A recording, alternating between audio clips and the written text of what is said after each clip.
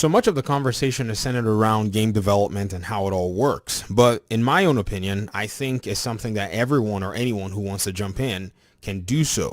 Now, regarding Gotham Knights, most of you know that one of the reasons I actually want to play this game is because I want to take a look at it from a development perspective. And I thought, why not start before the game releases? Since the devs don't want to give us a demo, maybe we can get a slice of what the game could feel like. I'm just joking. The whole demo conversation, I understand, I get it. But in this video, I'm going to walk you guys through how I was able to make a small prototype version of the Mystic Leap ability that is to be featured in Gotham Knights. Now, this is an ability with Red Hood, and when the developers did a skill and ability showcase, we got to see a few things about this particular ability. Now, first of all, in May, we saw that Red Hood actually had the ability and it almost broke the internet. And then sometime in August, when we got the skill showcase, we saw that it is actually a heroic traversal ability that you can activate by holding the right trigger button while you're in the air. So I decided I might as well give this a shot in order for me to be able to at least check and see if I'm able to think through how this particular mechanic would have been implemented in a small degree. The very first thing that I did was I started to brainstorm as to how a character can jump in the air by using the air as their landing pad and as their launching pad. This is something that was quite interesting, so I started to research how to actually make a jump pad. And eventually I was able to figure it out by using a physical object or a physical asset in order for me to do this. So exactly the details of what I did was I created an actor here in Unreal Engine. The actor, I called it something along the lines of Spirit Pad because apparently that's what the developers are trying to name it. So I just gave it that naming convention for this prototype. And inside of this Spirit Pad, what I did was I created a physical object, a cylinder that I scaled down to what this is. And then I added a box collision around it. For those of you who know anything about collisions, they are used for all kinds of reading between two different objects or two different elements so that you can pass code or fire off events whenever both of them would collide. And then I used the Epic Games third-person character setup, which is there in Unreal Engine, or I guess I should say the Unreal Engine third-person character template. This template is actually quite favorable for quick prototyping because it already has a character, it already has code, it already has a mesh, it has an animation blueprint, and all of that stuff already done for you. And all of your inputs have been programmed by default in here. So you don't have to go back and start programming this, and you can just skip all this and then jump into your programming of your character. So having my jump pad and having my character, it was immediately good to go. Now in that jump pad mechanic, all I had to do was pretty much send some code that whenever my character would interact with this jump pad, then I wanted my character to launch into the air at a certain distance or whatever it is. Now this code is actually very fun to write. So what you need to do is basically use your component overlap. You check to see if your character that it's overlapping with is your player character.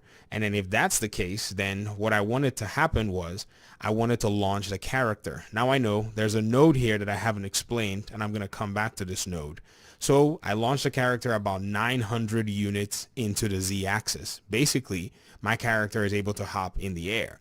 Now this node that's here is a node to be able to spawn a visual effect, a particle system of some kind, in a sense, just to show that we're actually doing this Mystic Leap. If you notice at the Gotham Knights reveal event, when they actually first showed Red Hood doing this, you could see that as he landed on this so-called spirit pad that he was generating with his soul energy, he could pretty much just generate some kind of green beams that was actually emitting far away from him.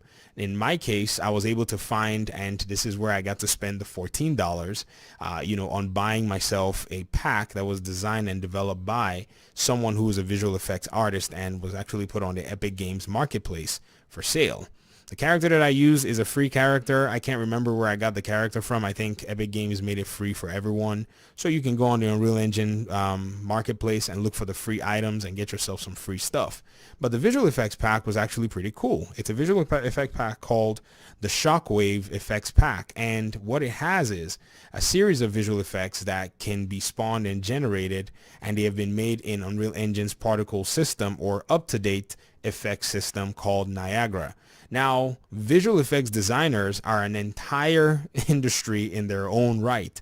This is why game development moves from place to place to place, and there are many actors in it. So I myself could not take the time to do this. I could have learned, but instead of doing that, I hired another VFX artist who had already done these effects from scratch. And I just came here, and for 50% off, because there's a 50% sale on the Epic Games Store, I was able to get this thing for about 14 something. Can't remember how much exactly it was.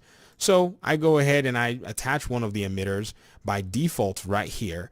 And this particular emitter, if we open it up in the emitting system, you're going to see that it spawns a whole bunch of particles as a shockwave. So that's exactly what it is I wanted it to do.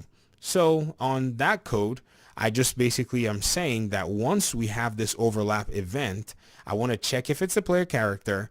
I want to spawn this particle, and I specifically said I want the particle to be located in the location of our player character, and then I want to launch the character. So that's pretty much what my code is saying. I have some extra code here that I'm not necessarily using. I was trying to figure out if I wanted it to spawn from a specific box item that I attached to the player, or from the box that is going to be here, but I decided to use it at the player spawn. This may not be the optimized way to do it, but it is what I wanted to do, so we're just going to go with it. Now, to the player character. I had 3 different units that I used to start off my prototyping. I tried different methodologies and so on and so forth, but the very first thing that I wanted to do was to actually activate my input. So coming to the engine, all you got to do is you go to edit and you go to project settings. This is one of the very interesting things where you can make some edits into the engine and modify some really cool stuff. And under inputs, I created myself an input called Mystic Leap. And if you actually hold down the gamepad right trigger, which is R2 on any gamepad button, or the key R on the keyboard, then it's going to trigger Mystic Leap. Now, on triggering Mystic Leap, there are many different options. We could spawn that spirit pad, which is supposed to launch the character. If you remember, the spirit pad is this little thing that if I were to land on it, my character flies in the air. And so I started out with that as a prototype, and eventually I got to hopping all over the place. It was a lot of fun, and I'm going to go ahead and show you guys right now what it kind of looks like in one space. So you hold down that button, and then you're just hopping around. Whoopee. Whoopee, and then you're generating that visual effect as well as you're going. And so that was one thing that I actually started out with, and it was quite exciting to get to that point. And you could see that the way it actually flows is fun, because as you're solving the problems, and this took hours, by the way, you start to gain a little bit more excitement on how your project is looking. The second thing that I did, and the second option, is whenever you press R2 on the controller on the keyboard, you can check if the character is falling. And if the character is falling, then you want to spawn that spirit pad. Now, the reason I did this is because usually when the character is in the air, there are different aspects to having to do code for it. You could set up booleans and all of the above, but the character being in the is falling state allows for the game to be able to track for the character while the character is actually falling from some kind of a height distance. So here, if the character is actually going to fall from this height, they'll play an animation while they're doing so. That process of them just falling from top to down is actually being recorded and being tracked by the engine. So that makes your code somewhat less complicated, and you could just use those set of parameters to set up all of that. So I set one of them up, and I did the exact same thing. So that condition of the character falling should be the only condition where I can actually spawn that spirit pad and do that. While I'm standing right now, if I hit the R2 button, or if I hit the R key, and you just have to believe me that I'm actually hitting them, there's no way that this spirit pad is going to spawn. But once I enter the in falling state, bam, it immediately spawns, and then that's where we're going from. So you see it? That's pretty much how the code is designed to work. And on getting here, I think I went ahead and broke my project, so I had to start all over again. And it was quite interesting and exciting to to figure out how to go back to doing everything again. So it really helped to reinforce, but I'm not going to lie, it was a little inconvenient. And then finally, for me to be able to get this thing to work exactly, in my mind anyways, how I saw it, because I haven't played it yet, so I can't necessarily give exact one-to-one representation of how the system is going to work, because there are many more elements in the Mystic Leap, and I will talk about that at the end of the video. And I decided that maybe if I were to actually set up my input action Mystic Leap, which is bound to those keys here, which is my R key on the keyboard or the right trigger, I could at least create a parameter where I was holding it down, because remember, on the skill tree, if you hold it down, then the Mystic Leap eventually starts to kick in place while you're in the air. And so I decided if I hold it down, I created here a hold inputs, thanks to the guys on the internet that teach you how to do this stuff, because this is a macro, and macros are quite interesting. They really make code fun to just look at. And then their function here, which basically says, there's an event here, that's fired, and that event is to spawn the spirit pad. The spirit pad is that function that you guys saw when we check if it's the player, if the player is falling. We check the, where the box is, and we spawn that spirit pad, and we set the spirit pad here, basically saying, okay, this is a spirit pad. We could do whatever we want with it. We could destroy it. We could do all that. That's why I set up this variable right here, even though I'm not using it at this point. And then when I release this button, I go ahead and I pause a timer function. So when I spawn it, I set a timer that continues to fire off this particular command, if this particular event or command, whatever you want to call it. And then when I release, I pause that timer. The event is no longer fired. So when Mystic Leap is going down in this particular game, all I have to do is just jump in the air. And once I'm in the air, I spawn it, bam, bam, bam. And I'm just making my way across, because that is spawning by itself as I hold down any of those buttons.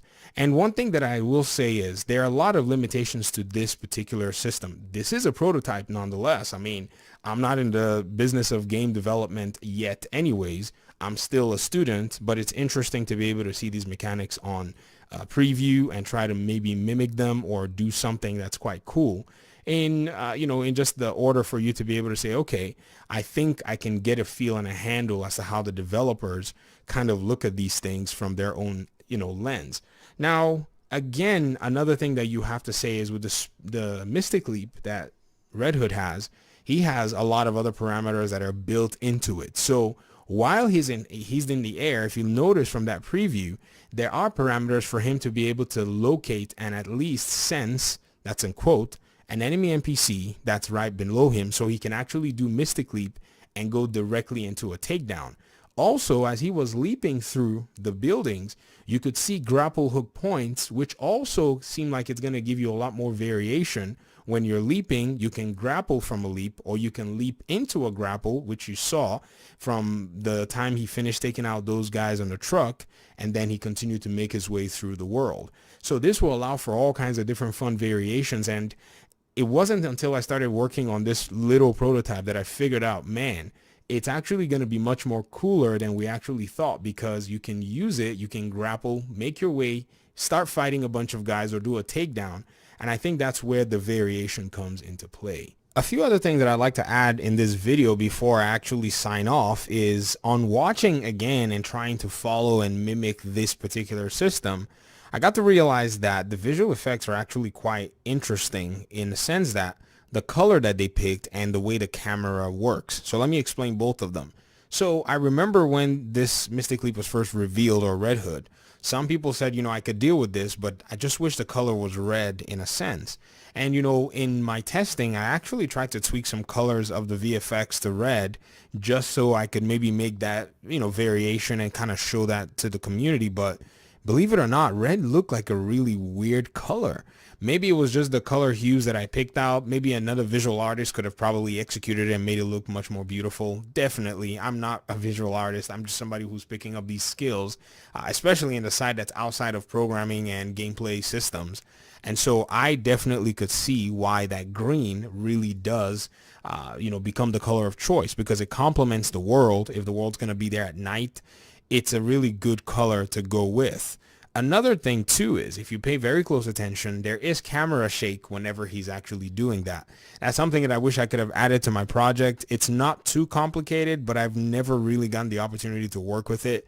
So I wouldn't know how it would have actually affected my entire project, but maybe at a later time I can revisit it and then go from there. So that's pretty much what this got to going for me, and I'm really excited to just share with you guys. But I'm really stoked that I could actually do this because Red Hood is one of my favorite characters, if not who I'm really looking forward to playing. But that's going to be Batgirl for now, and then I probably will go in for Red Hood. So let me hear your thoughts in the comment section. Thanks so much for watching the video. I really appreciate you guys' time and audience, and hopefully we'll talk pretty soon. Peace out.